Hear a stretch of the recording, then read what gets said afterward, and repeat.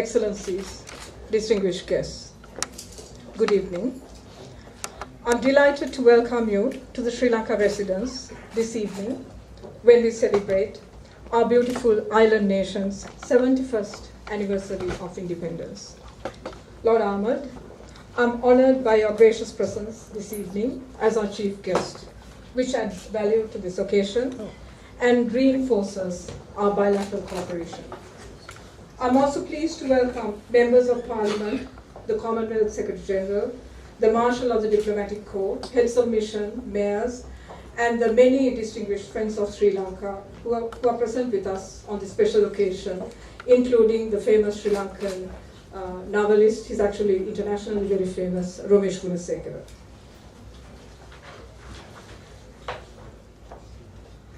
"71 years is an important milestone in a country's trajectory. Despite Sri Lanka's impressive credentials as one of the oldest democracies in Asia and in the post-colonial world, we have had to overcome many challenges in our nation-building process before reaching the current level of peace and stability.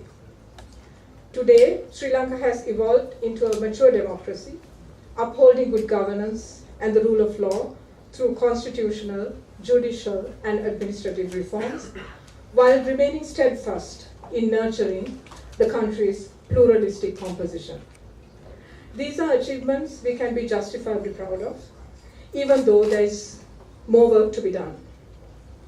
This year, we would also mark 10 years since the end of the conflict and the dawn of peace. The country has undergone a sea change in these 10 years. Today, Sri Lanka is engaged in a comprehensive and transparent reconciliation process involving all communities. To address the 4 pillars of transitional justice, the government has set up transparent and independent mechanisms, such as the Office of Missing Persons and the Office of Reparations, while the Truth Commission is in the process of being set up. Sri Lanka appreciates the support extended by the UK in setting up these mechanisms, especially through its Conflict, Stability and Security Fund, and in other important areas such as demining. The Sri Lankan government is also proactively engaged with UN mechanisms, treaty bodies, and special procedures in the protection of human rights. Excellencies, ladies and gentlemen, with regard to our bilateral relations, while our two countries enjoy a special bond based on historical ties, these links have been reinforced in recent times with the exchange of high-level visits. Sri Lankans were delighted to receive the visit of the Earl and Countess of Wessex on behalf of Her Majesty the Queen for the Platinum Jubilee celebration of our independence last February. We were also pleased to have Sri Lanka's President Maithripala Sirisena visit the UK last April to participate in the Commonwealth Heads of Government meeting. Our membership and active participation in the Commonwealth supplements our bilateral engagement with the UK. On the economic front, the UK is the second largest single export destination for Sri Lanka, absorbing nearly 10% of our total exports to the world. The UK is also among the top 10 investors in Sri Lanka.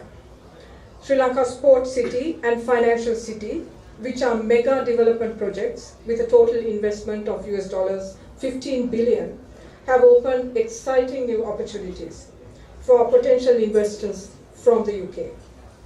On the tourism front, the UK remains the third largest tourism market for Sri Lanka. Given the above, we were pleased to launch Sri Lanka's exciting new global destination brand identity, So Sri Lanka, in London last November. Around the same time, Lonely Planet named Sri Lanka the best destination to visit in 2019.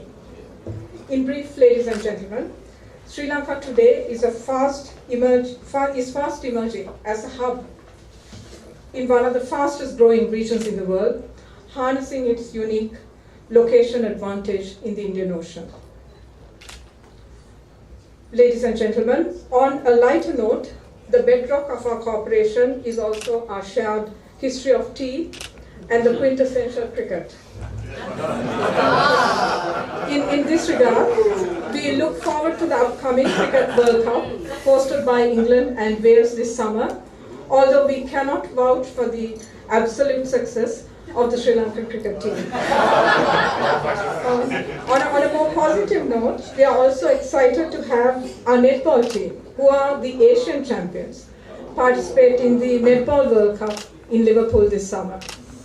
So ladies and gentlemen, in conclusion, I would like to convey my government's sincere thanks and deep appreciation to the government of the United Kingdom and Prime Minister Theresa May for the continued friendship and cooperation extended towards Sri Lanka in all spheres.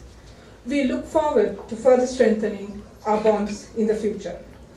With those words, may I now invite the Lord Ahmed on stage so that I may propose a toast.